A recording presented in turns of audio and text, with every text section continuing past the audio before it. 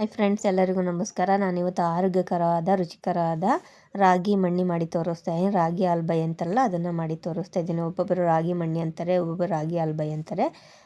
ಇವಾಗ ನೋಡಿ ಇದನ್ನು ಯಾವ ಥರ ಮಾಡೋದು ಅಂತ ನೋಡೋಣ. ಅದಕ್ಕಿಂತ ಮುಂಚೆ ನನ್ನ ವೀಡಿಯೋಗಳೆಲ್ಲ ಇಷ್ಟ ಆದರೆ ಪ್ಲೀಸ್ ಸಬ್ಸ್ಕ್ರೈಬ್ ಮಾಡಿ, ಲೈಕ್ ಮಾಡಿ. ನೋಡಿ, ಇವಾಗ ನಾನು ಓವರ್ ನೈಟು ಒಂದು ಕಪ್ಪಷ್ಟು ರಾಗಿನ ನೆನೆಸಿಟ್ಕೊಂಡಿದ್ದೆ. ನಾನು ನೈಟೇ ನೆನೆಸಿದ್ದೆ ಬೆಳಗ್ಗೆ ಮಾಡೋಕ್ಕೆ ಅಂತೇಳಿ. ಇದನ್ನು ಇವಾಗ ನಾನು ರುಬ್ಕೊತೀನಿ. ಈ ಕಪ್ಪಲ್ಲಿ 1 ಕಪ್ಪಷ್ಟು ರಾಗಿನ ತಗೊಂಡಿದ್ದೀನಿ.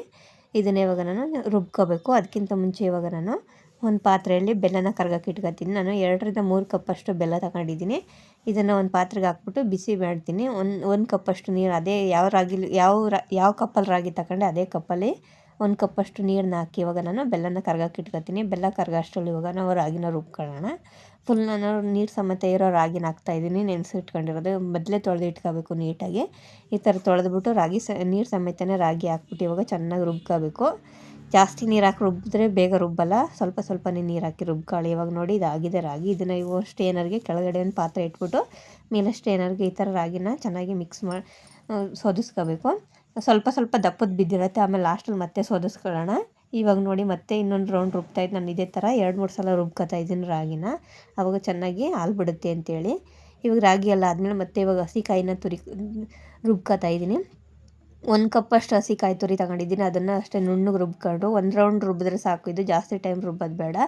ಇದನ್ನು ಅಷ್ಟೇ ಚೆನ್ನಾಗಿ ಹಾಲೆಲ್ಲ ಹಿಂಡ್ಕೋಬೇಕು. ಕಾಯಿ ಹಾಲೆಲ್ಲ ಹಿಂಡ್ಕೊಂಡು ಚೆನ್ನಾಗಿ ಮಿಕ್ಸ್ ಮಾಡ್ಕೋಬೇಕು. ಇವಾಗ ನೋಡ್ತಾ ಇರ್ಬೋದು ರಾಗಿ ಹಾಲು ರೆಡಿಯಾಗಿದೆ. ಇದನ್ನೇ ಇವಾಗ ನಾವು ಒಂದು ದಪ್ಪ ತಳ ಇರೋ ಬಾಣಲಿಗೆ ಹಾಕೊಳ್ಳೋಣ. ನಿಮ್ಮ ಹತ್ರ ಯಾವ ಪಾತ್ರೆ ಇದೆ ಅದಕ್ಕೆ ಹಾಕೊಳ್ಳಿ. ನಾನು ಇದಕ್ಕೆಲ್ಲ ಚೆನ್ನಾಗಿ ಕಲಸೋಕ್ಕಾಗುತ್ತೆ ಅಂತೇಳಿ ನಾನು ಬಾಣಲಿನ ತಗೊಂಡಿದ್ದೀನಿ. ಇದಕ್ಕೆ ಇವಾಗ ಮತ್ತೆ ಟೀ ಸೋಸೋದ್ರಲ್ಲಿ ಈ ಥರ ಸೋಸ್ಕೋಬೇಕು. ಆವಾಗ ದಪ್ಪ ಬಿದ್ದಿರೋ ರಾಗಿ ಎಲ್ಲ ಬಂದುಬಿಡುತ್ತೆ. ಇವಾಗ ಅದೇ ಥರ ಬೆಲ್ಲನೂ ಸೋದಿಸ್ಕೊತಾ ಇದ್ದೀನಿ. ಬೆಲ್ಲಲ್ಲಿ ಸ್ವಲ್ಪ ಕಲ್ಲೆಲ್ಲ ಇರುತ್ತೆ ಅಂತ ಈ ಥರ ಸೋದಿಸ್ಕೊಂಡು ಇವಾಗ ಚೆನ್ನಾಗಿ ಮಿಕ್ಸ್ ಮಾಡ್ಕೋಬೇಕು. ಸ್ವೀಟ್ ಕ್ವಾಂಟಿಟಿ ನೋಡಿ ನೀವು ಬೆಲ್ಲನ ಹಾಕೊಳ್ಳಿ. ಇವಾಗ ಚೆನ್ನಾಗಿ ಮಿಕ್ಸ್ ಮಾಡಿಕೊಂಡು ಇವಾಗ ಸ್ಟವ್ನ ಆನ್ ಮಾಡಿ ನಾನು ಬಿಸಿ ಮಾಡೋಕ್ಕೆ ಇಟ್ಕೊತಾ ಇದ್ದೀನಿ. ಇದನ್ನು ಹೈ ಫ್ಲೇಮಲ್ಲಿ ಇಟ್ಟು ಮಾಡ್ಕೊಬಿಡಿ, ಲೋ ಫ್ಲೇಮಲ್ಲಿ ಇಟ್ಟೆ ಬಿಸಿ ಮಾಡ್ಕೋಬೇಕು. ಇಲ್ಲಾಂದರೆ ತಳ ಹಿಡಿದ್ಬಿಡುತ್ತೆ, ಎಲ್ಲ ಗಂಟು ಆಗಿಬಿಡುತ್ತೆ. ನಾನು ಫುಲ್ ಸ್ಲಿಮ್ಮಲ್ಲಿ ಇಟ್ಕೊಂಡು ಚೆನ್ನಾಗಿ ಬಿಸಿ ಮಾಡ್ಕೊತಾ ಇದ್ದೆ. ಸ್ವಲ್ಪ ಲೇಟ್ ಆಗುತ್ತೆ, ಮಿನಿಮಮ್ 1-3/4 ಗಂಟೆ ಆದರೂ ತಗೊಳುತ್ತೆ ಇದು ರೆಡಿ ಆಗೋಕ್ಕೆ. ಯಾಕಂದರೆ ಲೋ ಫ್ಲೇಮಲ್ಲಿ ಮಾಡ್ತೀವಲ್ಲ ಅದಕ್ಕೆ. ಈ ಥರ ಚೆನ್ನಾಗಿ ಮಿಕ್ಸ್ ಮಾಡ್ಕೊತಾ ಇರಬೇಕು, ಕೈ ಬಿಡದಂತೆ, ಇಲ್ಲಾಂದರೆ ತಳ ಹಿಡಿದ್ಬಿಡುತ್ತೆ. ನೋಡಿ ಇವಾಗ ಎಷ್ಟು ಗಟ್ಟಿಯಾಗಿದೆ ಅಂತ. ಇದಕ್ಕೆ ಇವಾಗ 2ರಿಂದ 3 ಟೇಬಲ್ ಸ್ಪೂನಷ್ಟು ತುಪ್ಪ ಹಾಕೊಳ್ಳೋಣ. ನೀವು ಬೇಕಾದ್ರೆ ಮಧ್ಯದಲ್ಲಿ 1 ಟೇಬಲ್ ಸ್ಪೂನ್ ಹಾಕೋಬೋದು. ನಾನು ಒಂದೇ ಸತಿ ಹಾಕೋತಾ ಇದ್ದೀನಿ. ಇದನ್ನು ಅಷ್ಟೇ ಇವಾಗ ಚೆನ್ನಾಗಿ ಮಿಕ್ಸ್ ಮಾಡ್ಕೊಂಡು ಬೇಯಿಸ್ಕೋಬೇಕು. ಆಲ್ಮೋಸ್ಟ್ ಇವಾಗ ಬೆಂದಿದೆ. ಮಿನಿಮಮ್ ನಾನು 1-3/4 ಗಂಟೆಯಿಂದ ಇದನ್ನು ಮಾಡ್ತಾಯಿದ್ದೀನಿ. ತುಂಬ ಟೇಸ್ಟಿಯಾಗಿ ತುಂಬ ಚೆನ್ನಾಗಿರುತ್ತೆ. ಚೆನ್ನಾಗಿ ಬೇಯಬೇಕು ಇದು ಆ್ಯಕ್ಚುಲಿ, ಆವಾಗ ಕೇಕ್ ಥರ ಚೆನ್ನಾಗಿ ಬರುತ್ತೆ. ಮತ್ತು 1 ಟೇಬಲ್ ಸ್ಪೂನಷ್ಟು ತುಪ್ಪ ಹಾಕ್ತಾಯಿದ್ದೀನಿ. ಮತ್ತು ಇದನ್ನು ಮಿಕ್ಸ್ ಮಾಡ್ಕೋಬೇಕು ಚೆನ್ನಾಗಿ. ನೋಡಿ ಚೆನ್ನಾಗಿ ಮಿಕ್ಸ್ ಮಾಡ್ಕೊಂಡು ತುಪ್ಪ ಹಾಕಿದ್ಮೇಲೆ ಇವಾಗ ಬೆಂದಿದೆ ಅಲ್ವಾ ಅಂತ ತೋರಿಸ್ತೀನಿ. ಒಂದು ಪಾತ್ರೆಗೆ ಈ ಥರ ನೀರನ್ನ ತಗೊಂಡು ತಣ್ಣೀರನ್ನ ತಗೊಂಡು ಇದಕ್ಕೆ ಇವಾಗ ಒಂದು ಸ್ವಲ್ಪ ಹಾಕಿದ್ರೆ ಇದೇ ಥರ ಒಂದೇ ಕಡೆ ಕೂತ್ಕೋಬೇಕು, ಎಲ್ಲ ಕಡೆ ಸ್ಪ್ರೆಡ್ ಆಗಬಾರ್ದು.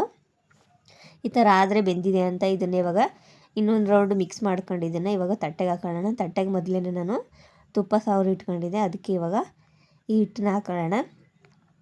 ನೋಡಿ ಈ ಥರ ನಾನು ಎಲ್ಲನೂ ಬಗ್ಗಿಸ್ಕೊತಾ ಇದ್ದೀನಿ. ಒಂದೇ ತಟ್ಟೆಗೆ ಹಾಕ್ಕೊತೀನಿ. ಚಿಕ್ಕದಾಗಿ ಬೇಕು ಅಂದರೆ 2 ತಟ್ಟೆ ಮಾಡ್ಕೊಳ್ಳಿ. ನಾನು ಒಂದೇ ತಟ್ಟೆಗೆ ಹಾಕ್ಕೊಂಡಿದ್ದೀನಿ.